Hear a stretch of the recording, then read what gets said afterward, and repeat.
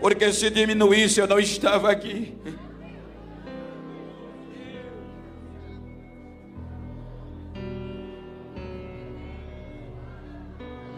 Porque quantas vezes os meus tímpanos não ouviram que eu jamais pregaria no sul, porque eu sou preto. Hoje todos os dias eu recebo o convite do sul.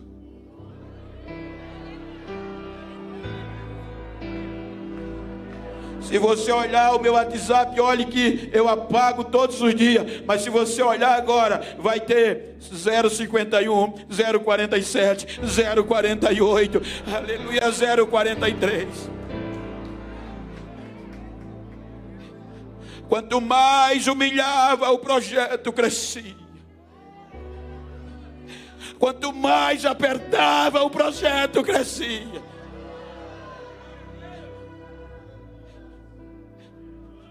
Aí agora só tem uma alternativa: eliminá-lo.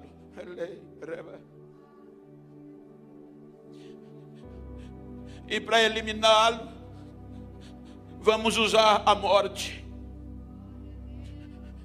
O último e o mais difícil requisito.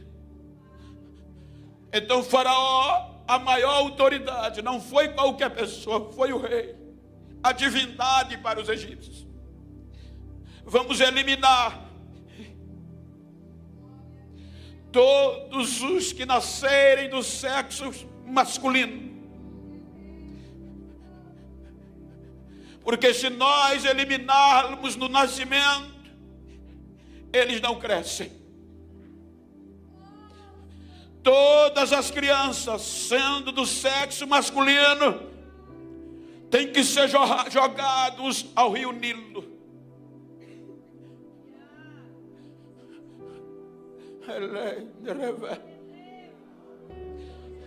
Vamos eliminar a nova geração. Vamos eliminar a geração futura.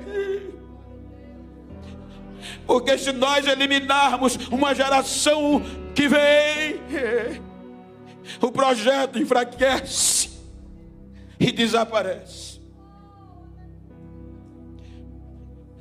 Então, dentro do contexto, a Bíblia não fala, mas obviamente na razão humana, literária, dá para entender que muitas crianças foram jogadas no rio Nilo.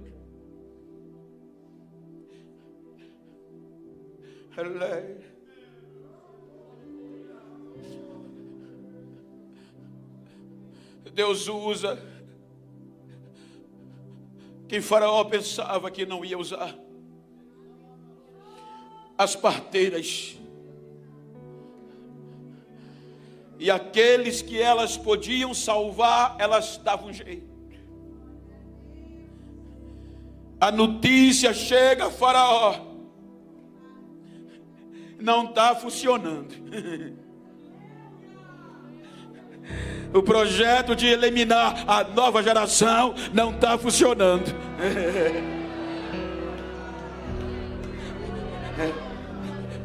Quem faz parte da nova geração, diga: todo projeto para nos eliminar não vai funcionar, porque nós somos projeto de cima do alto de Deus. O que é que está acontecendo? Continua aumentando, o censo está maior. Do quanto foi determinado para eliminar, o número está crescendo. Só tem o que? Culpabilidade. As parteiras, chama. E não foi um interrogatório qualquer, foi diante da maior autoridade egípcia. Porventura vocês me desobedecem? Gente, isso era morte imediata. Vocês não estão obedecendo a ordem que eu dei de eliminar todos os jovens, crianças, melhor, do sexo masculino, jogá-la no Nilo. As pastoras dizem: senhor rei, majestade, a gente faz o que pode. Mas as mulheres hebreias são mais fortes que as egípcias. Quando a gente chega, a criança já tem nascido.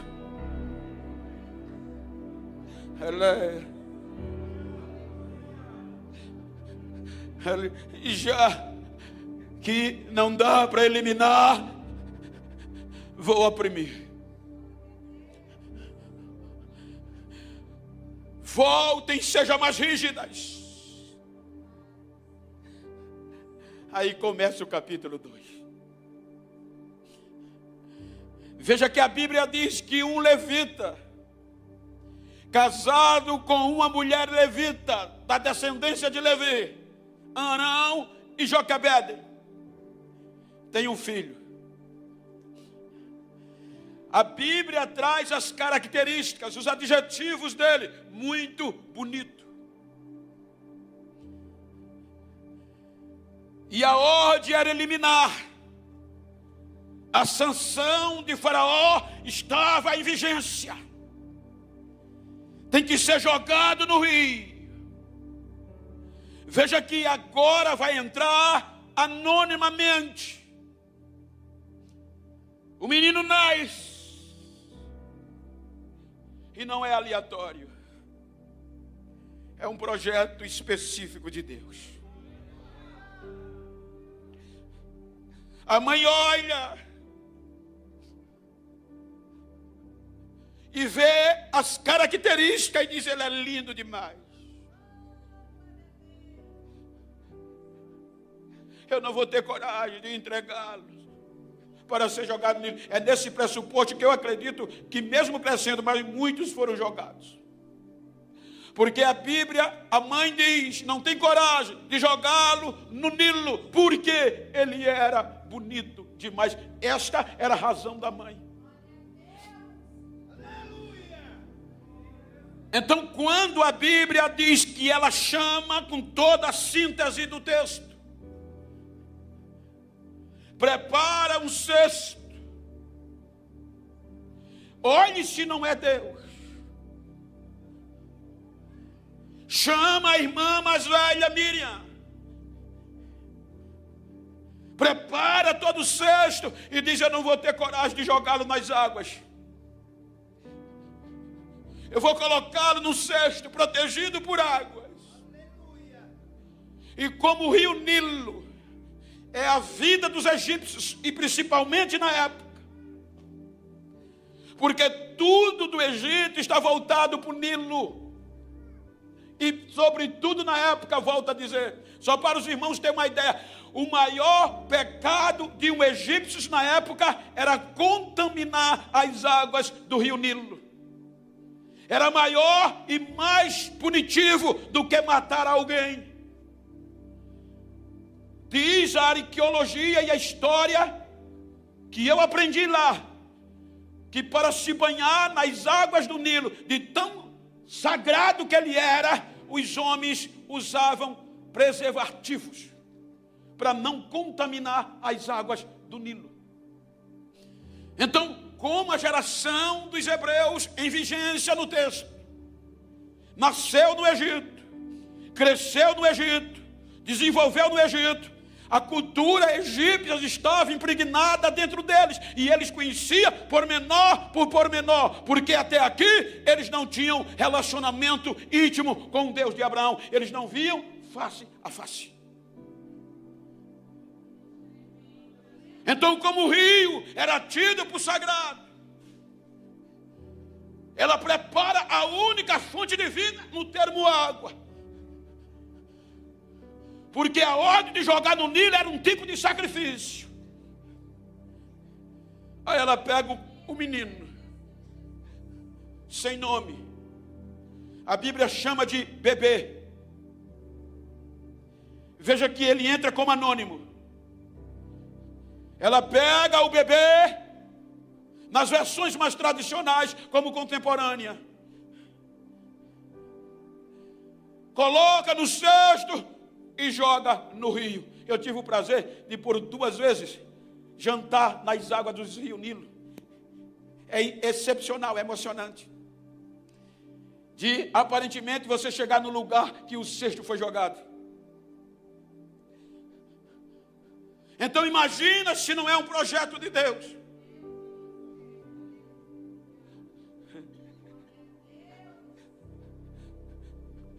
Em outras palavras, ela joga ele no Nilo, mas dentro de um cesto, e deixa o vento levar.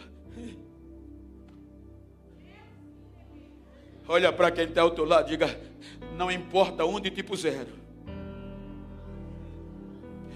se é projeto de Deus, deixa o vento levar, que vai dar certo.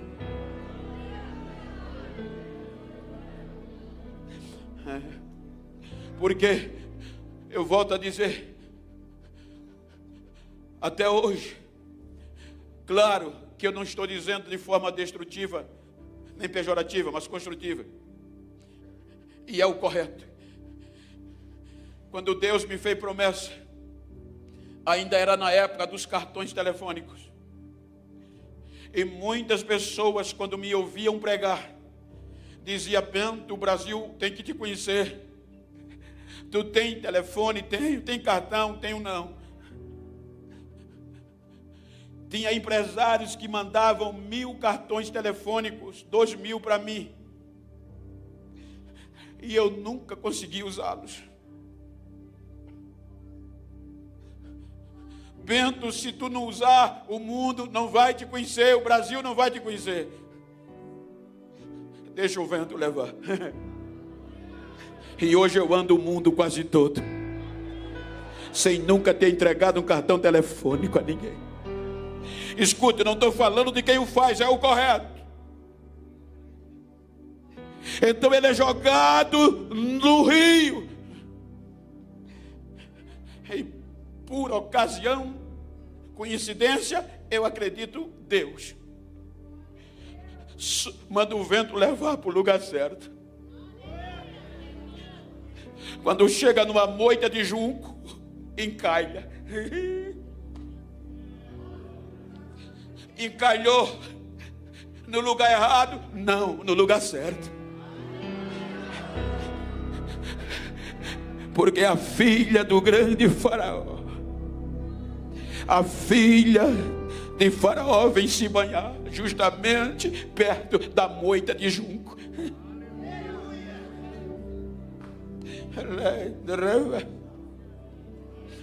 As suas servas começam a caminhar na beira do Nilo, justamente perto do junco.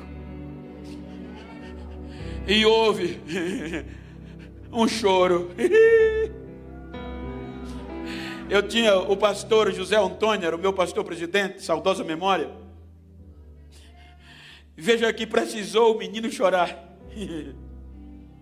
Elas ouviram o choro do menino. Ele contava uma história que a gente tem que aproveitar as oportunidades. Aí ele diz que houve uma guerra entre dois países. E quando acabou a guerra, ficaram os feridos e os cadáveres. Então o comandante mandou um médico com uma carroça e os animais puxando para recolher cadáveres e quem estava vivo socorrer. O médico examinava, chegava para saber se a pessoa estava ferida, mas vivo. Ele balançava as pessoas, dava chute, tocava a varinha. Se a pessoa não reagisse, ele dava ordem: está morto. Os soldados pegavam e jogavam na carroça. Ele fazendo assim, chegou em um determinado, o médico chutou, mexeu e ele não reagiu. O médico disse: está morto, e passou. Os soldados vieram atrás, jogaram na carroça. Quando ele caiu na carroça, ele disse: eu estou vivo. Os soldados disseram: você quer saber mais do que o médico? Ou seja, ele chorou na hora errada. Tarde demais. Então olha para quem está ao teu lado. Tem hora que a gente precisa chorar na hora certa, reagir na hora certa. A carrocinha passa. Então a Bíblia mostra que ouviram o choro do menino e chegou na filha de Faraó, a princesa. E quando o menino vem, veja, começou como bebê, anônimo, ela vê e se apaixona. E Miriam, de olho, ninguém é alguém sem outro. Nunca bata no peito e acha que pelos seus você é. Não, somos alguém por causa de outrem.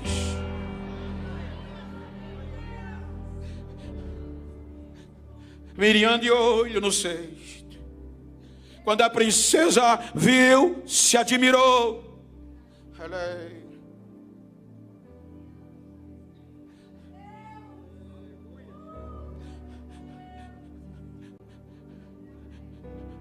E não coloca nome no menino. Saiu como bebê, entrou na história como bebê, anônimo. Aí Miriam se aproxima, porque a rainha diz: esse menino é israelita, esse menino é hebreu. Veja que ainda está sem nome: bebê, menino e hebreu. Ou seja, bebê, menino e crente. Aí Miriam chega e diz: eu conheço uma mulher hebreia que está com o seio cheio de leite. Quer que eu leve para ela dar de mamar o menino? A princesa diz: melhor, leve-o, o menino, entrega a ela, e eu vou pagar um salário, vou pagar para ela cuidar dele e criar. Veja se não é um projeto de Deus.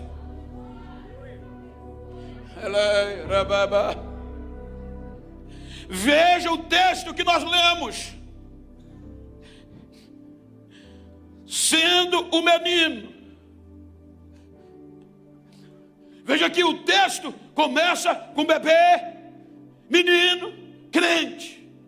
Vem ser criado na casa da própria mãe e do próprio pai. Criado no meio dos crentes. Filho de levitas. Filho de sacerdotes.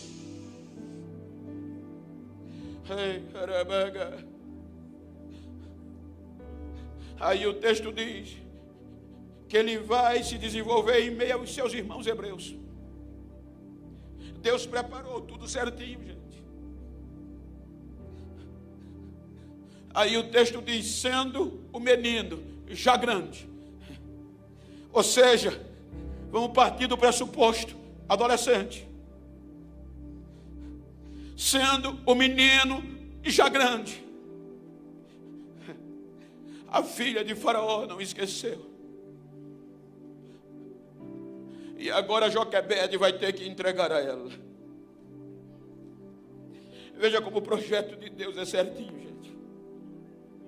Moisés só vai ter nome agora. Até aqui ele é anônimo. Bebê, menino e hebreu. Quando Joquebede devolve a filha de Faraó, chega lá, ela recebe e vai dar um nome a ele. Quem dá o nome que nós conhecemos não é Joquebede, é a filha de Faraó. Ela diz: Moisés vai ser o nome dele, porque das águas o tirei. Veja que ela lembra de quando bebê. E agora ela recebe como seu próprio filho. E é ela que dá nome a Moisés. E na cultura o nome queria dizer muitas coisas. Veja que o próprio Deus vai reconhecer o nome que ela colocou no menino. Ela coloca o nome no menino.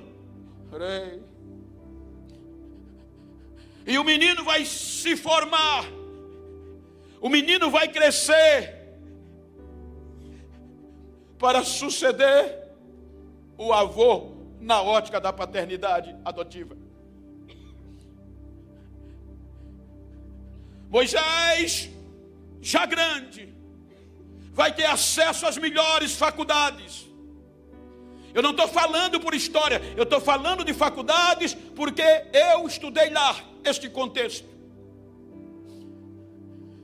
Os historiadores egípcios dizem que Moisés, já grande, foi colocado nas melhores faculdades do Egito, em Mênfis, Heliópolis. As melhores faculdades do Egito estavam lá. Diz os historiadores egípcios que ele era tão protegido, que ele tinha seguranças. Estudava com segurança o acompanhando. Dormia em linhos egípcios. O melhor que um aluno poderia ter, ele teve. Moisés estuda protegido, os melhores professores, as melhores faculdades, aprendendo o quê? Tudo concernente ao Egito, porque era um potencial candidato a ser faraó. Aí o texto que a gente leu, sendo Moisés já grande, aí passa o período de grande para homem feito. Veja que está no texto, homem feito foi o período da formação. Ele estudou a ponto que o próprio Estevão, capítulo 7, versículo 22 de Atos, olha quantos séculos passaram. E Estevão, Atos 7, 22, na pregação que ele fez, antes de morrer, ele faz menção da formação de Moisés. Ele diz que Moisés foi formado em toda ciência do Egito, em toda matéria, em todo assunto do Egito. Moisés se formou e era poderoso em palavras. Veja que Deus deixou ele pronto. Pegou do cesto e deixou ele formado, pronto. Aí o texto diz que quando Moisés era homem feito, formado, pronto para livrar Israel, ele comete um erro. É aqui que eu quero falar com você.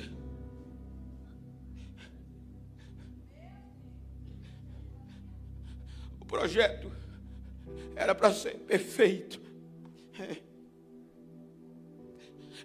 Homem feito, formado em toda a ciência do Egito, poderoso na oratória, a ponto de conseguir, na época, se quisesse convencer o próprio rei, porque quando diz poderoso em palavras, é em argumento, em oratória.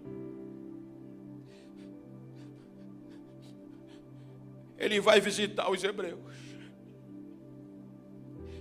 e vê um egípcio maltratando um hebreu. E a gente aprende uma coisa aqui, gente. Independente da posição e dos estudos, não despreze um irmão seu por nada.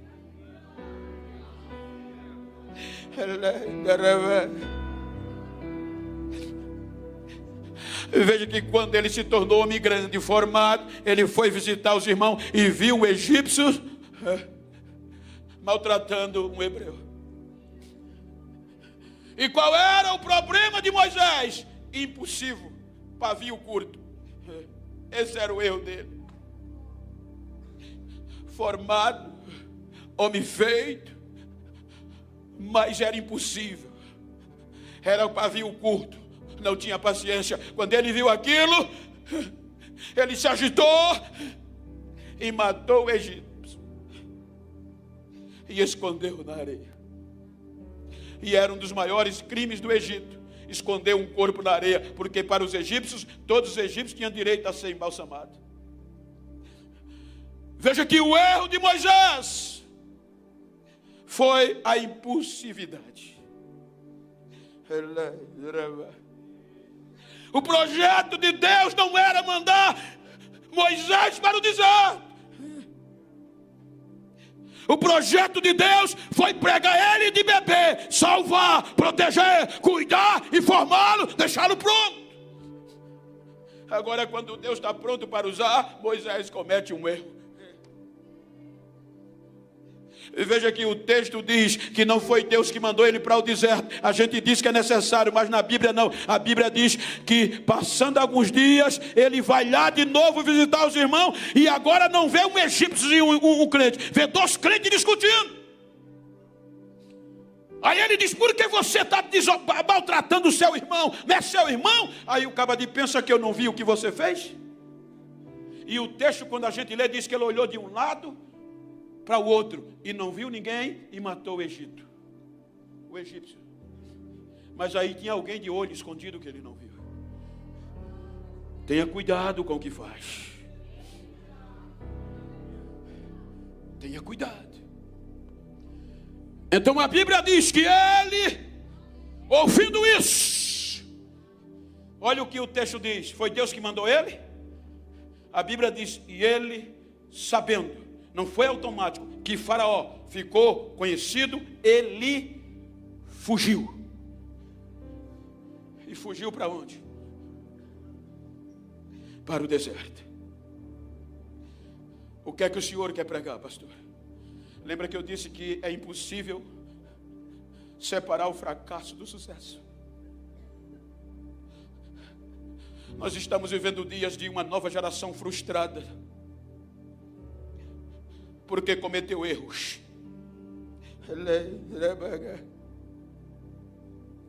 Eu vim aqui nesta manhã te dizer que os teus erros não são maiores que os projetos de Deus.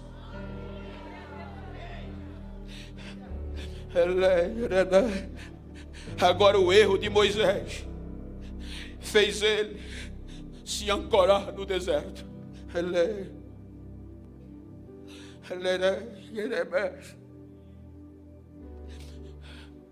Foi o erro dele. O texto diz que Moisés fugiu. O texto é bem categórico. Ele fugiu por conta do seu erro de impulsividade.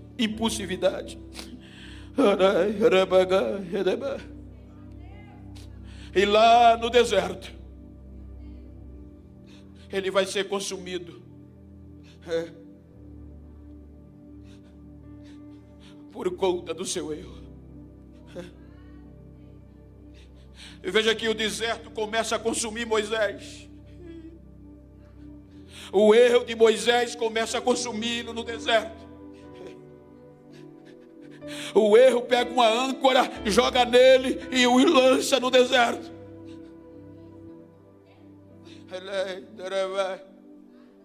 A ponto que a Bíblia diz que ele se conformou e disse: daqui eu não saio.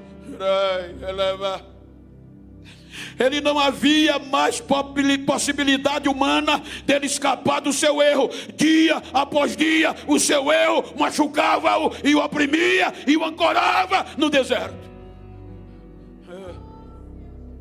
Não é isso que você chegou aqui?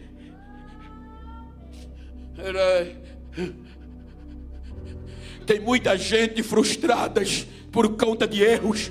Tem muita gente ancorada, parada, porque quando quer levantar, o erro diz: você não pode, você errou. Escute o que eu volto a dizer: é impossível afastar o fracasso do sucesso. Conta-se uma história que um diretor de uma grande empresa, banco, aquele diretor ficou velho, chamou um dos vice-diretores e disse: eu vou me aposentar e eu escolhi você para ser o meu sucessor. O jovem ficou pasmo, perplexo.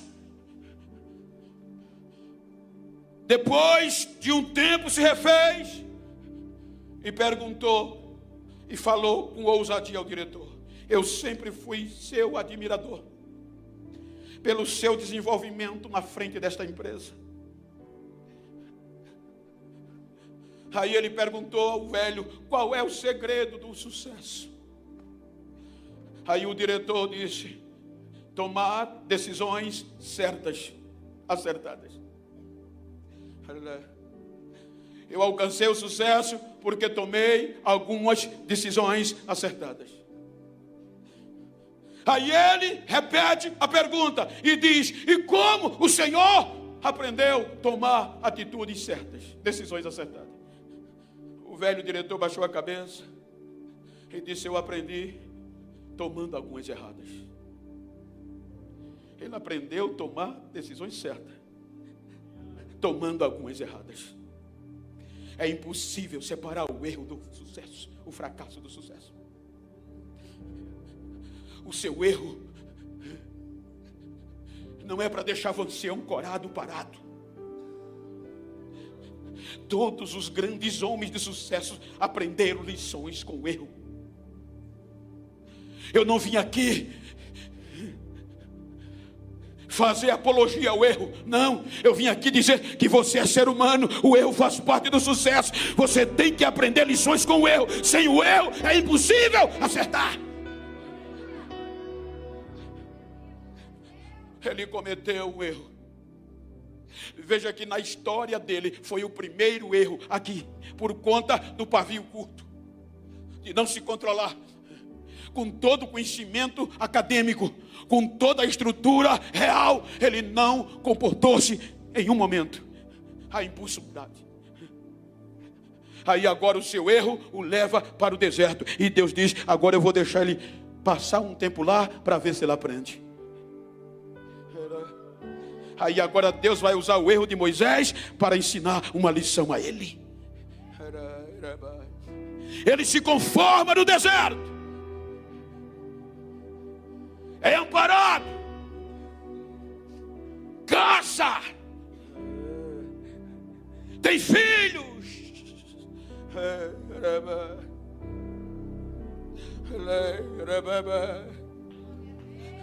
Olhe, casa com uma não crente, com uma não hebreia,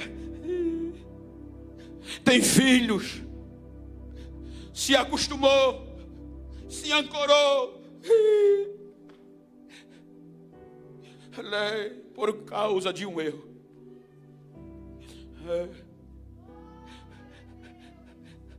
E o sofrimento do povo no Egito vai aumentando. E o erro de Moisés, o projeto de Deus para livramento, ancorou no deserto.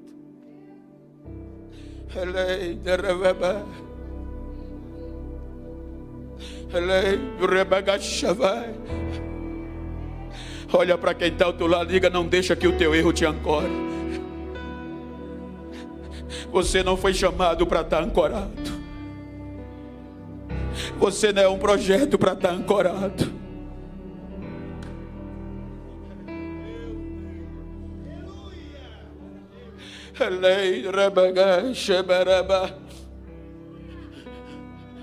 A Bíblia diz que o sofrimento do povo vai aumentando. E o povo no Egito não aguenta e clama a Deus liberdade. Aí a Bíblia diz que Deus ouviu o clamor do povo. E pensa que Deus foi procurar outro.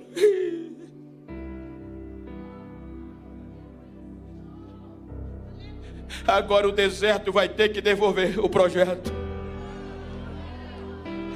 a âncora vai ser quebrada.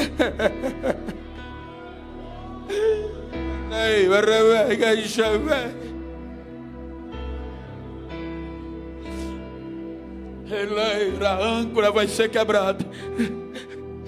E não é, Deus não manda um anjo. Deus manda um anjo como recepcionista, como chefe de gabinete. Está ele ancorado no deserto, cuidando de ovelha. O projeto não era para cuidar de ovelha, era para libertar o povo do Egito para a terra prometida. Você está entendendo a mensagem? Não deixe os teus erros te ancorar.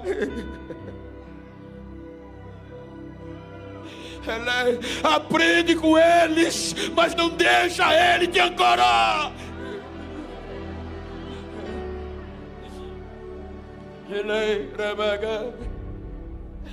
Aí Deus manda o anjo.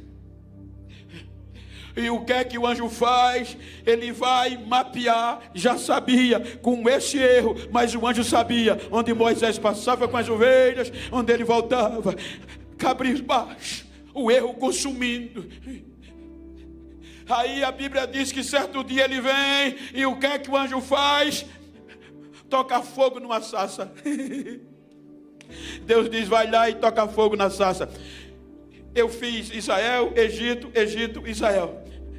São poucas árvores que você vê no deserto. A acácia e a sarça são comuns. Aí quando ele olha, ele vê a sarça pegando fogo. É comum por conta da quintura. Mas o problema era que o fogo não consumia a sarça. É incomum, não é normal. Uma sarça, uma pé de árvore pega fogo e o fogo não consumi-la. Aí ele vai se aproximar.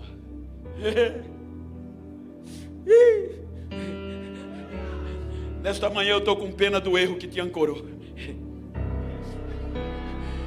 Quando ele vai se aproximando, o anjo sai da frente e o próprio Deus vem.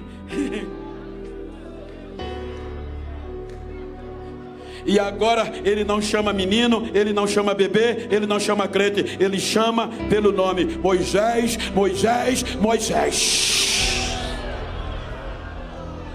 Tira a sandália dos teus pés. Aonde você está é lugar santo.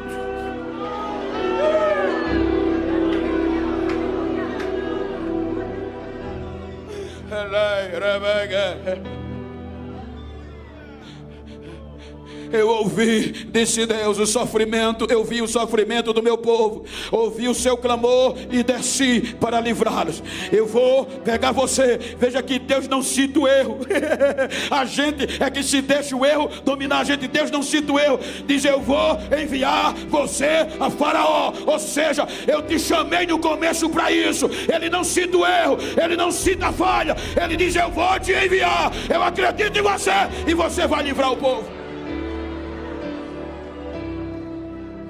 Ele estava tão ancorado que ele resiste. Senhor, quem sou eu? Quem sou eu?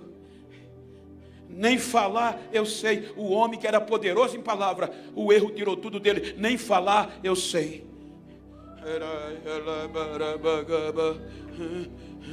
Se você nunca falhou, levante a mão.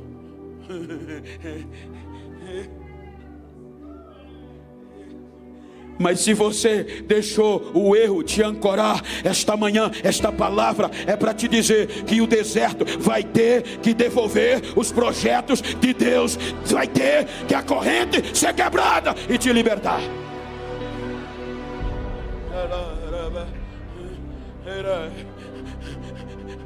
Deus foi lá. Deus não vai desistir nunca de você. O erro não é para te ancorar.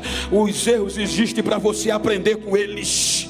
Observe que a Bíblia diz: Moisés cometeu erro, Elias cometeu erro, sujeitos à mesma paixão que nós. Davi cometeu erro. Veja que todos cometeram erro. Os heróis do capítulo 11, a carta aos Hebreus, todos cometeram o erro, e Deus colocou eles lá, heróis da fé. Ou seja, o erro não vai te parar.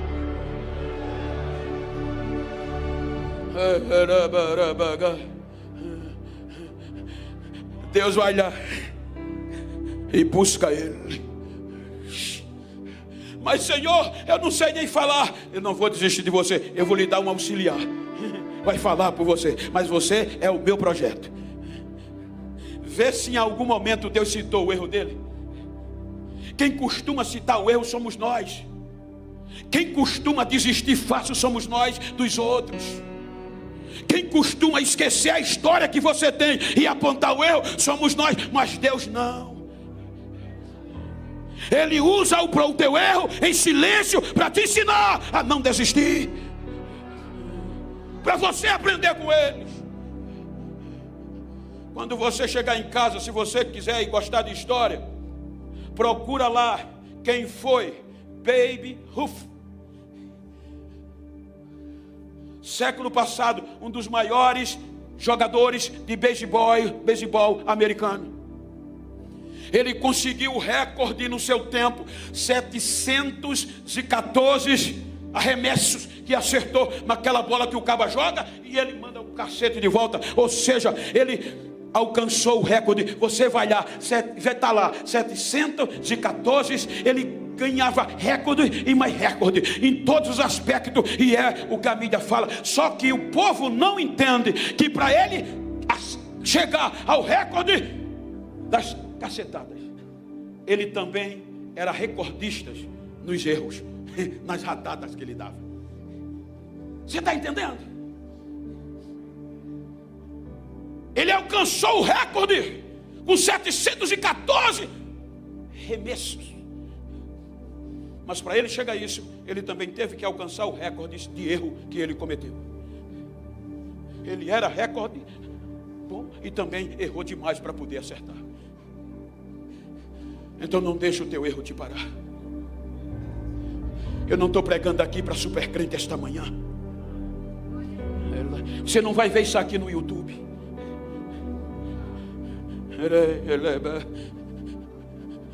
Quando eu falei com ele, essa mensagem veio no meu coração. Quando eu disse: pastor, a passagem está comprada, essa mensagem veio no meu coração. Então eu não estou falando aqui para super-heróis, eu estou falando para uma geração de jovens que tem sido presa pelos seus erros, está acabunhada, está amarrada, está ancorada. Mas nesta madrugada Deus me deu esta mensagem para te dizer: é hora de deixar o deserto, é hora do deserto quebrar-se as correntes e te devolver para as mãos de Deus. Levanta a cabeça.